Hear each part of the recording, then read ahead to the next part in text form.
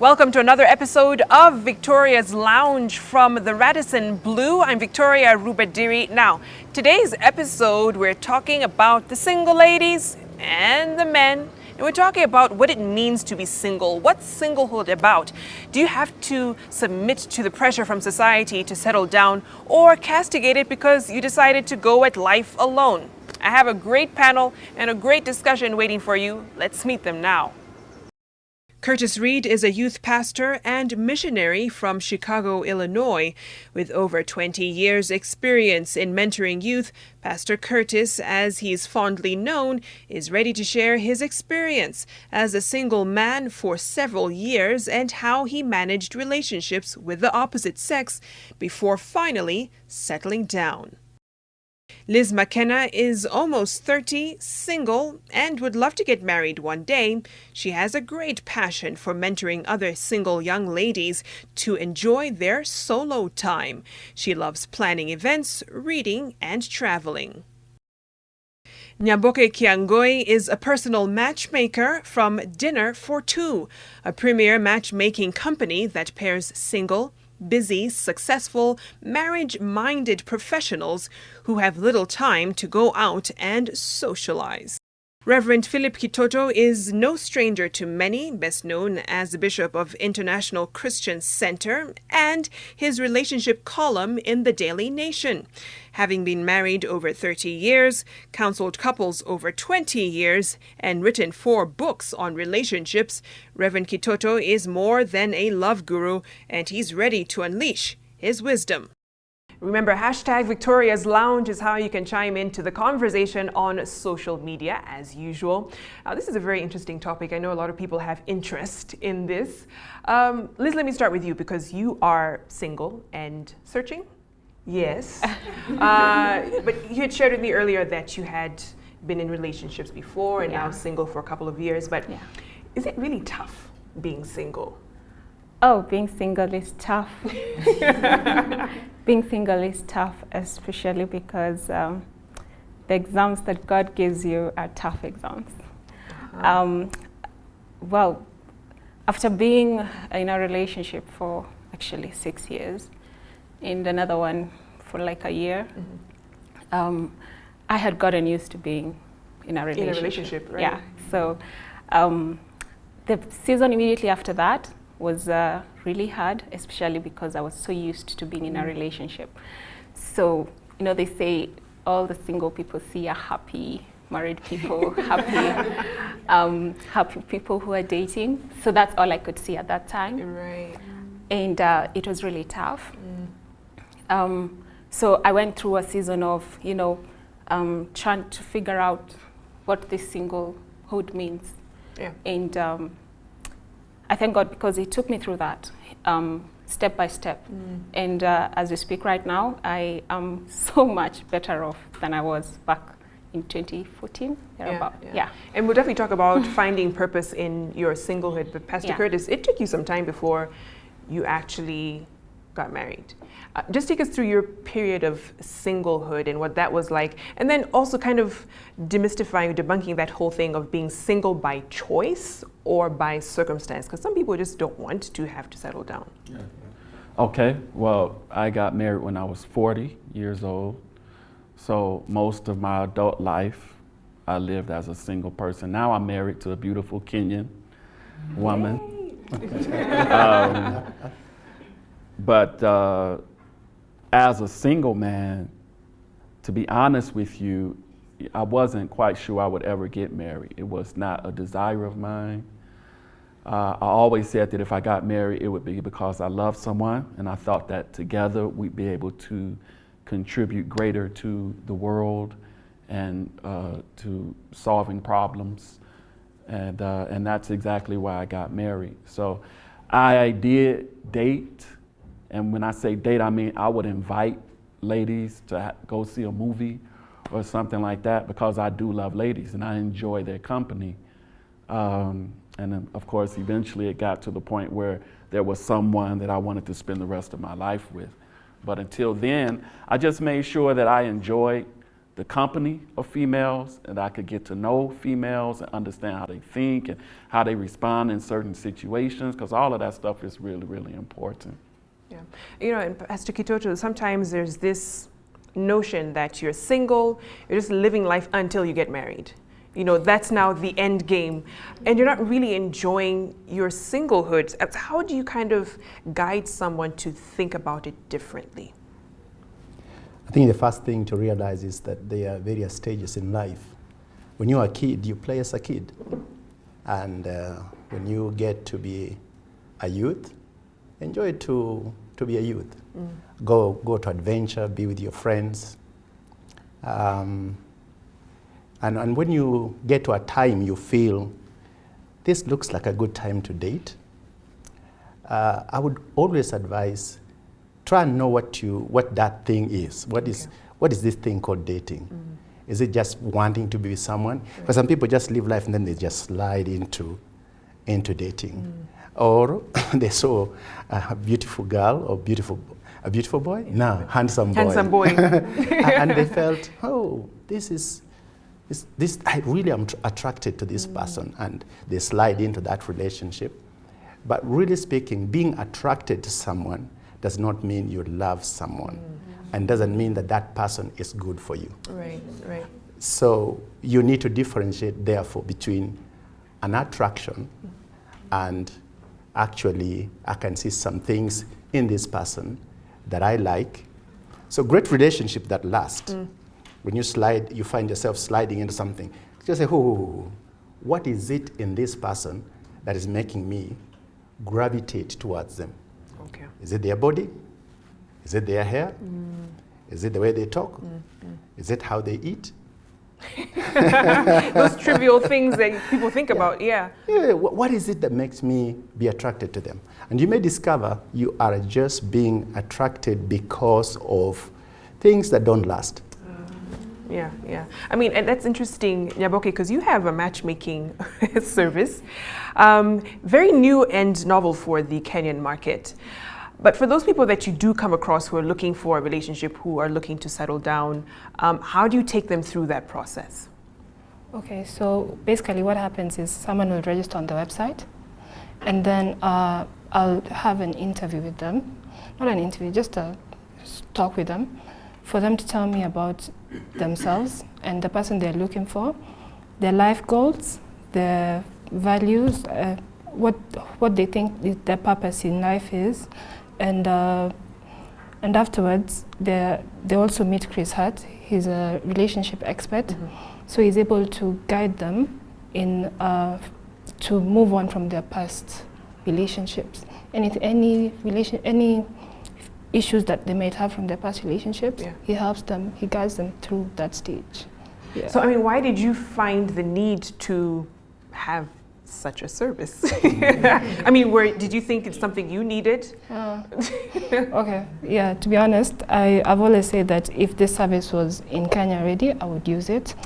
Because like Pastor Kitoto said, many relationships nowadays are just based on attraction. People don't look at values and goals. That's why there's so many, I can attribute it to divorces. Okay. Yeah. You know, go ahead. I think something very, very key is that if you want to date someone, why don't you begin by even just at least doing a personality test, the two of you, and just, or even if you don't want to do that serious one, just question each other about simple things. Simple things, because that helps. And what she's talking about, by the way, is there are so many people out there wanting this kind of services. But the problem comes when the matching went wrong. Okay. Now, what do you do then? Right. They come back to you and they tell you, you matched us wrongly. And that's where it becomes dicey. Right. But I think involving a counselor, like Nyaboke is doing, and making sure that you deal with their past issues, it's okay. Even people tend to date even on Facebook and things like that. It's become so elaborate now. But I would say at some point, sit with a counselor. Let them question you on things you are unable to question each other. Yeah. And I wonder what the audience makes of this, because like you said, Pastor Kitoto, if it's not a good fit, it's almost like a piece of clothing you return and said, oh, it didn't fit, so can I get another one? But the thing is, you've actually invested emotions and time and energy into this that now is not going to work out. So I don't know what your take is on matchmaking or online dating, for instance. I'll throw it to anyone here. We have a lot of platforms where we're getting a lot of men out there looking for women, but looking at online dating, a lot of women get hurt and a lot of men get hurt. Right. So how are you trying to put it in a way that you get, like, if you're looking for someone with values, does that someone lie to get to a single person, hurt them and leave? Or this person is looking for a serious relationship? Because right now out here, everyone is looking for something different, not commitment or anything else. So I guess, Nyaboke, it's kind of, do you vet the individuals that you kind of take through the program before matching them up? Yes. I meet with them for 30 minutes just to find out about them. Then also they meet with Chris Hart for another hour, and we vet them. We ensure that they don't have any even personality disorders, because people overlook that. Yeah. You might get married to someone, he's so nice, then after a few years you find out he has borderline personality disorder. He's getting angry all the time, and he changes into someone that you really don't know. So and if you throw the spanner in the works, you will discover that neither can actually give you the results. You can actually meet somebody, you question them, you find that you have gone through those all those preliminaries very well. You have done the interview yourself. Right. And it ends up being a mess. Right. You can go through an online dating and meet a counselor, and it ends up going wrong. Wow. So whichever way, there are no guarantees, but there is only one guarantee. Keep doing the job until you are satisfied that you can live with the consequences of your decision. Okay, on that note, let's take a short break here on Victoria's Lounge. Much more ahead. We'll continue this conversation on dating. I know it's a big one. We'll be right back.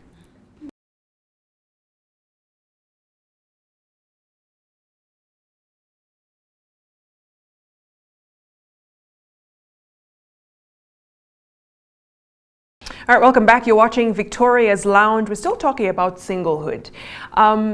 And also dealing with this issue of singlehood at times being seen as a curse.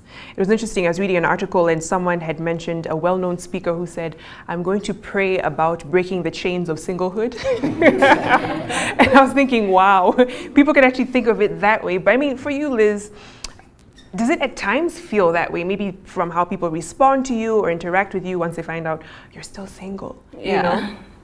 Well, I think that there is a lot of societal pressure in that people look at you and they're like, okay, you should be on your third kid or on your fourth kid by now or something of that sort.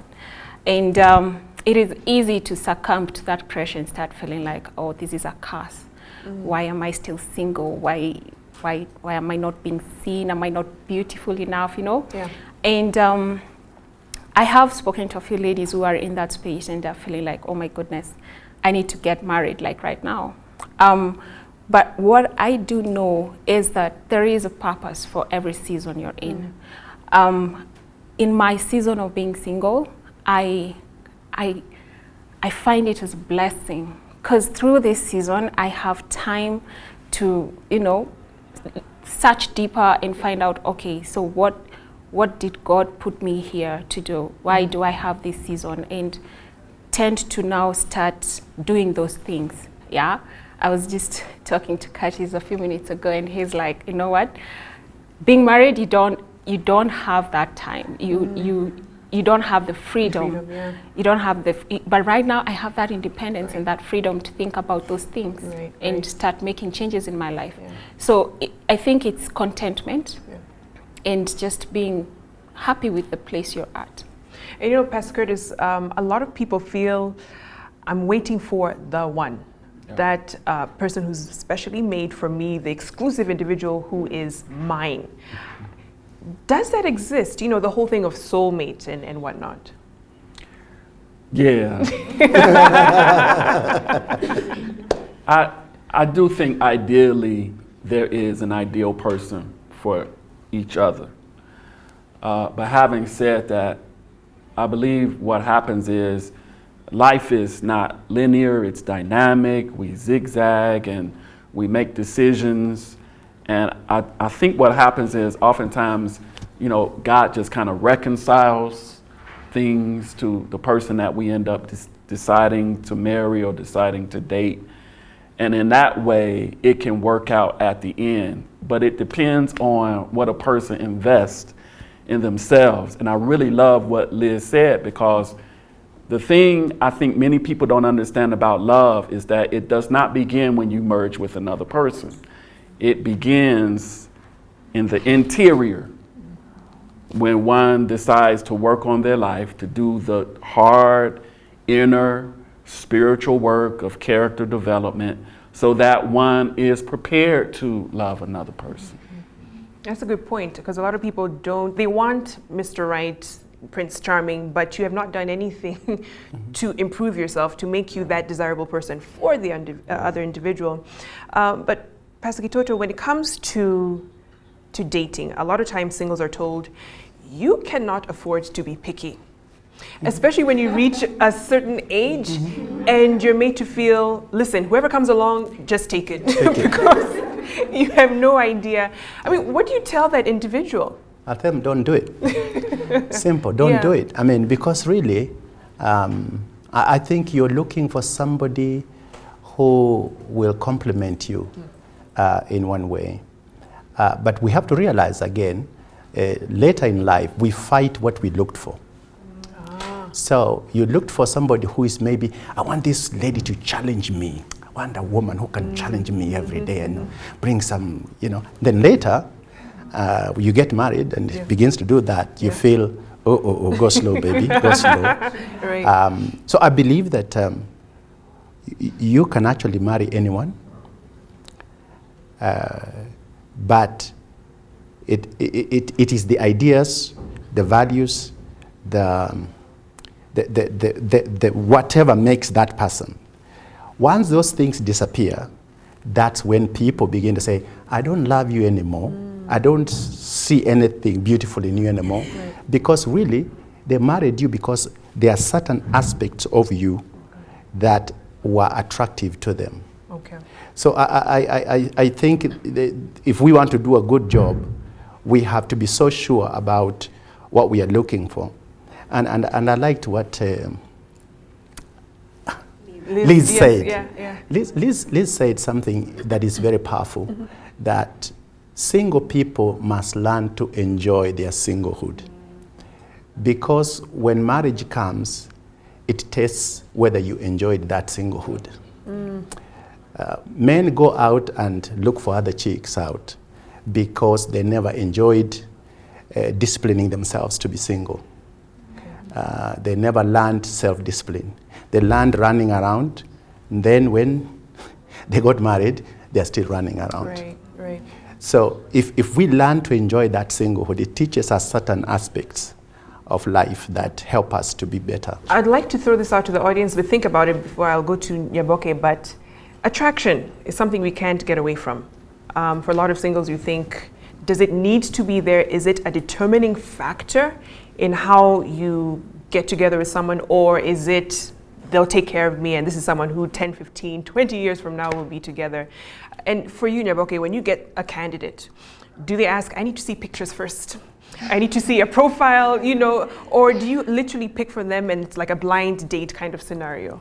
Yes, I try to encourage my clients to just give it a try without putting so much emphasis on attraction. Of course, chemistry is very important, but I show them anonymous profiles of people I've selected for them. Then they'll be able to choose who they they're more attracted to, Okay. based on their anonymous profiles, not the physical. So it's not the physical look. Yeah. What's your take on that in terms of looks versus someone who will take care of you, personality, if you will? I would say attraction is important, but it goes with time, meaning that, well, beauty fades. But you can also, as a lady, I can say, you can be attracted to someone because of their intellect. For example, I'd normally get very attracted to someone who stimulates me in conversations. So I think it's very important to look at it in terms of, is it attraction physically? Because physically you can like maybe their physique or how they dress and not necessarily how their face looks. But you like something else like their intellect. Right. But attraction is not a bad thing. Even attraction physically, it is a good start. And I would encourage that you are comfortable physically with the person you want to date. Yeah, yeah. Don't be consumed by other things and forget that God made us beautiful and handsome. Right. But don't dwell there. Now go to the next step by asking the crucial questions. Yeah, yeah. And I'm curious, Pastor Curtis, because you talked about in your singlehood, you still went on dates. How does someone carry out a healthy dating life? Dating is messy, and I'm sorry. I feel a little sorry for you, Liz, because I've been there. But there will be times when I just have to say, look, you know, can we go out and just have a good time and get to know each other? And I don't necessarily have romantic interests at this point, but I like your company. Is that something that we can do? And it's through that I really learned how to care about ladies. I'm still learning. My wife will tell you that. But that's what ended up happening for me. And there were some miscommunication sometimes in there. I remember there was one girl who she didn't understand that I didn't necessarily want to date, and she did want to date. And so she asked me one day if I was gay, because what I was doing was outside of her paradigm of reality. So she thought I was abnormal, and I'm not. So, you know, you have to put up with a whole lot of things and navigate the waters before you actually get to what you want, what you're looking for. Right. I mean, and beyond someone abusing that, saying, well, Pastor Curtis said I can date, you know, and it's like a trial and error type thing. You have to make sure that there is an end to it. It's not, I'm just playing the field. And most people would think of it that way until the right one pops up. I mean, so Pastor Kitoto, what would you tell someone who is a serial dater, if you want to call them that? You know, they just want to go on dates because they enjoy company, you know, of the opposite sex. I think maybe we need to differentiate and maybe get to understand, okay, if I saw a lady and I'm interested in her, when I take her out for the first time or second time, is that dating? Right. Once we know that that is not dating, right, or if you are calling that dating, then know that there is another stage that should be a serious stage. Okay. But that this one, if I took you for coffee, I can also maybe take another lady there for coffee, and you don't have to feel jealous, because really there's nothing so serious here right now. There has to be an understanding, at least between you. Now, at the same time, I would encourage that if you want to keep yourself safe, make it group date at some point during the initial stage, so that your friends can help you evaluate this person. Okay. Then when you find that they are okay, then you can accept a single date, where now you can begin to question them, begin to get deeper. Because the moment you begin to tie your strings and the cord is severed, you feel like a part of you is gone. And you don't want to have opened yourself so much, and then you discover this is not the fellow. Right. You've already had sex with them. You've already exchanged bank accounts.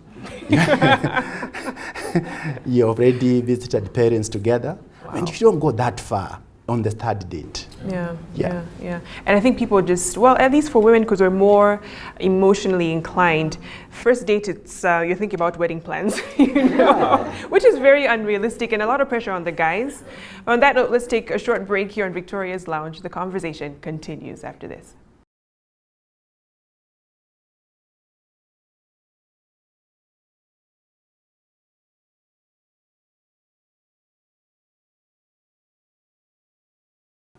Welcome back. You're watching Victoria's Lounge.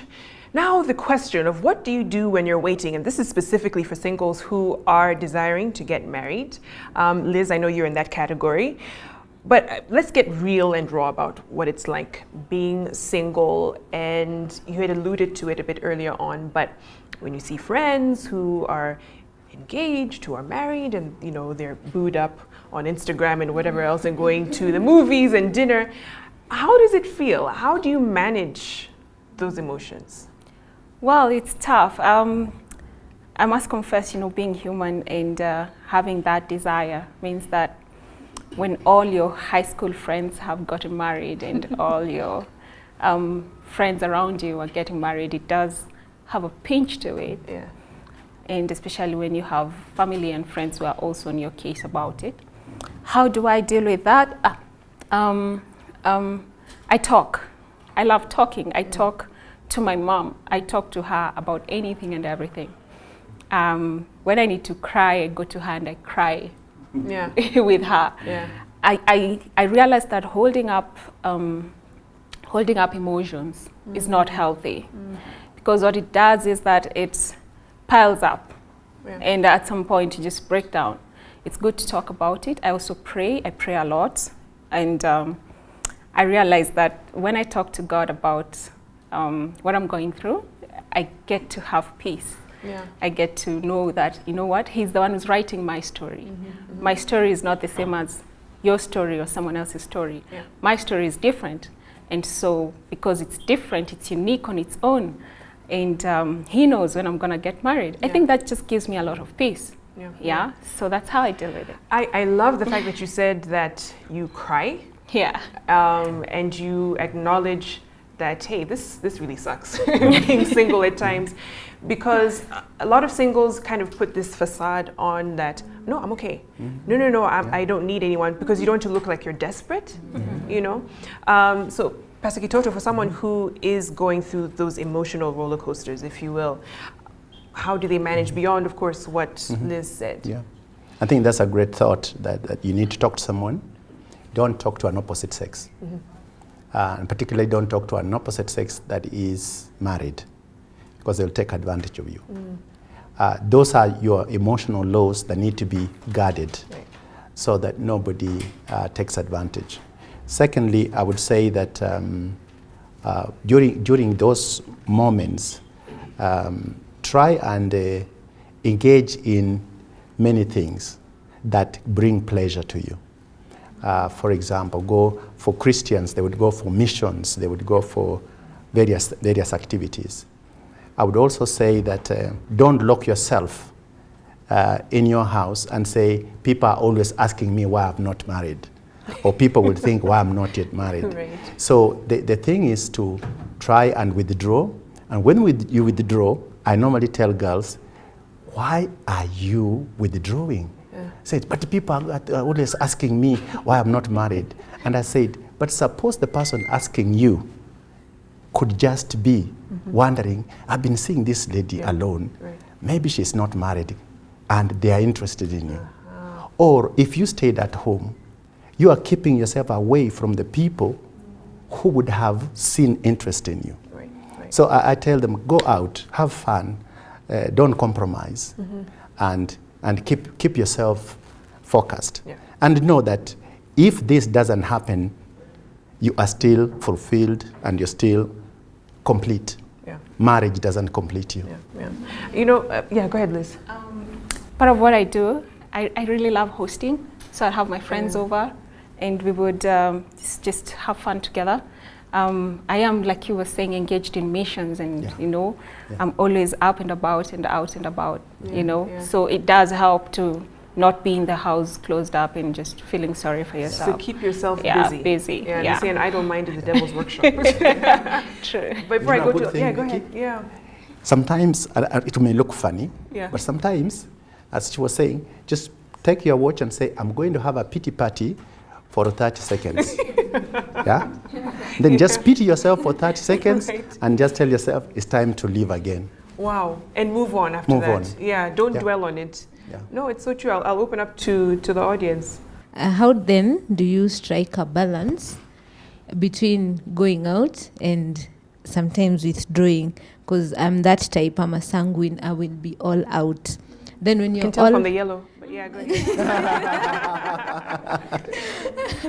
so those times you will be all out, you will be hosting, you will be throwing people's baby showers, bridal showers, weddings you will attend, and that's when everyone is asking you, when are we coming for yours? Then sometimes you just want to withdraw because you're so tired of hearing this question, when is yours coming? When are you calling us for your mchele? So how do you strike the balance? If someone tells you, when are we coming for your mchele? Just say, soon. When God opens the door, you'll come for mchele. Right. I think we should not feel intimidated by people's questions so that we end up withdrawing too much. Because I think life is not in closed doors. Of course, we need moments of reflection. We need moments when the me can be encouraged and get some moment to ask yourself some serious questions. You need some time with other girls that you can talk to. You need time with other jamas who you trust, that like your big bro, your whatever, your cousin, that you can talk to and you can download. But I think ladies need to be firm enough, strong enough to actually come against stigma. Because stigma of singleness is what is making many compromise. And they go back into the backyard. So just learn to say, hey, Maggie, you have been asking me that question for a long. So are you praying for me? Right. Something like that. And Yeah. they may decide to be a bit more careful and sensitive when they ask that. Another thing, just tell them, please, can you be sensitive when you ask this kind of questions? Yeah, Because you yeah. see, I'm also thinking about the same. It's not that I refuse to get married. I mean, if someone has not yet come, I'm still waiting. And the moment that person comes, I'll be the first one to let you know that time has come to come for mchele. But for now, I have come for your mchele. Before we wrap up, Pastor Curtis, I want to throw this to you in terms of how do singles have a healthy view of marriage? Because a lot of times you'll view it as this utopian kind of union. I'll only be happy if I get married, and this person is my savior. How do you have a healthy view of it? Well, I think those of us who are married have to be really honest as we talk to single people about marriage. Here's the reality. When you're single, it's important to learn how to appreciate solitude. And that solitude gets extended into marriage. Just because you're married to another person doesn't mean that there are times when you'll be away from each other. There are boundaries even in marriage that have to be respected, have to be appreciated. The other thing about marriage you need to know is it's a situation where you cannot have everything. So in every season there's positives and there are also challenges. When you're married, you have a spouse, you have 3 kids or 5 kids, you have a full-time job, and maybe you even work in overtime. You may be engaged in ministry at the church. You can't do everything. When you get married, your interests become divided. And you have to make really serious decisions about what you can and what you can't do. Obviously, your spouse comes first. And then you have to decide, you have to pick and choose, you have to try to manage your time well so that you can do the things that you feel are really, really important. And those are things that you don't have to do as much of when you're single.